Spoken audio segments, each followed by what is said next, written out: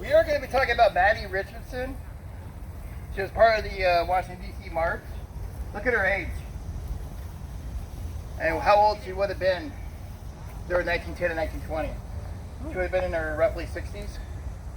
The Equal Suffrage League had members from 15 years old to 95. And even people 80 plus were very active in the league as well. There was no age restraints. If you're a woman, you can join.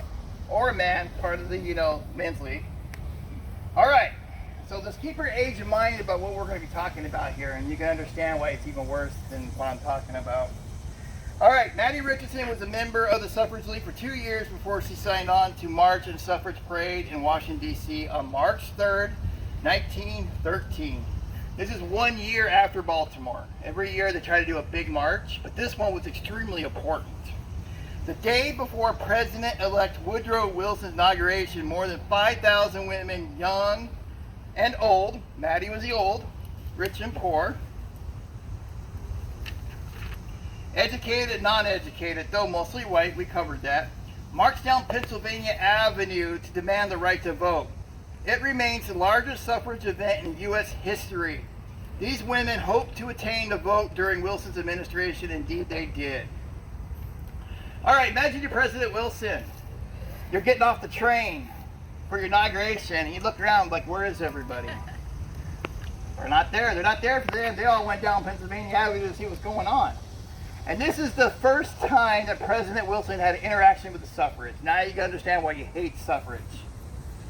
Okay, Maddie Richardson and 30 of her suffragists from Norfolk rode the train to D.C. the day before and stayed in a hotel in D.C. They spent the day of March 3rd getting their suffrage march uniforms ready, meeting and talking to other suffragists. At the same time, President-elect Wilson arrived in Washington to find very few present to greet him at the train station. When a member of the staff asked why so few people were present, the reply came from the police. All the crowds Wilson had expected were instead watching the suffrage parade. This is how the president and suffrage movement started their campaign against one another. Floats and props were utilized by marchers to draw attention to their cause. Riding on a white horse was attorney Ennis Milholland, who wore a large cape and a striking figure that became the symbol of the 1913 parade. She was Joan of Arc. Before every parade, Joan of Arc always leads every year. I believe in 1914 it was in New York City, and she was leading that parade as well as Joan of Arc. She was born in New York and would die in 1916 at the age of 30 after collapsing on stage at a suffrage event in Los Angeles. This is not the first time tonight you're going to hear a suffrage dying for the cause. Suffragists did die for the cause, nobody realizes that, but women did die so you guys have the right to vote. The women marched in groups while wearing brightly colored uniforms of showing different occupations held by women, including farm women, homemakers, educators, clergy women of the church, workers, business women, writers, musicians, lawyers, doctors, you get it, actresses, so forth and so on. They had floats depicted the progress of suffrage in the United States over the previous 70 years and accompanied delegations from many states and foreign countries. A lot of foreign suffragists were marching as well to show support for the United States. The Norfolk women decided to march with the Richmond suffragists, which made sense since the two leagues were very close, almost sister-like leagues. What started off as a peaceful march quickly devolved into violence. The parade encountered opposition in the streets as the crowd, many of them men, gathered for the inauguration of the new president, became violent and disorderly. Police were either unwilling or unable to keep the crowds in line at times along the route. The march descended into chaos, with members of the crowd attacking the suffragists and scuffles taking place in the street. By the end of the day, over 300 marchers were hospitalized and 1,000 women were hurt by the crowd. Men along the route threw rocks and bottles at the women. Some spit at them and called them every name you could think of. As the parade continued down Pennsylvania Avenue, crowds of men started to rush the parade, pushing women down on the ground, punching them in their face, kicking them on their sides, hitting them with bottles. Maddie was grabbed by a man, and he knocked her down. He stood over and he was ready to punch her. A gentleman from the Maryland College who was walking behind them, rushed and pushed the man off of Maddie and stood over her to protect her. She's in her 60s, and there's a guy sitting there over getting ready to punch her in the face. All because she wanted the right to vote.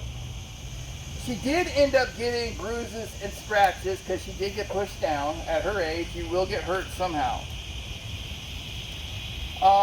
But overall, she escaped no major injuries, and same can be said for most of the Norfolk women. They had scrapes and bruises.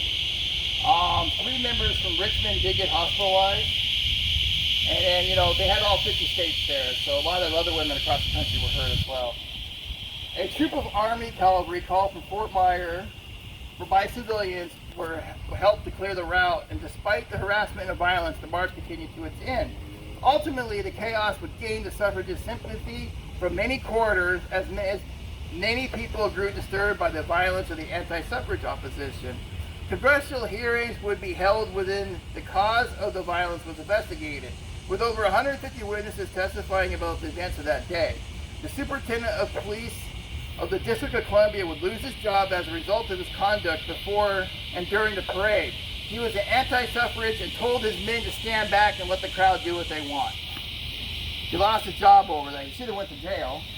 For the first time in suffrage history, the press and the public opinion were starting to sway the suffragist cause. Now, I've seen pictures. There was 50,000 people lined along Pennsylvania Avenue. You have 1,000 women marching. The numbers were against them.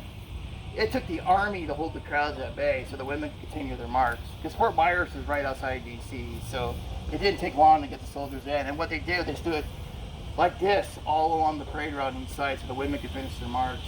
They ended up going to a theater at the end of the night where a lot of famous suffragists gave speeches. This is the first time we saw violence against suffragists, and it was big. I've seen pictures where the crowd just pushed in. I see women that were just covered in blood. It was bad. And this is what the suffragists had to go through to get the vote. It was horrible.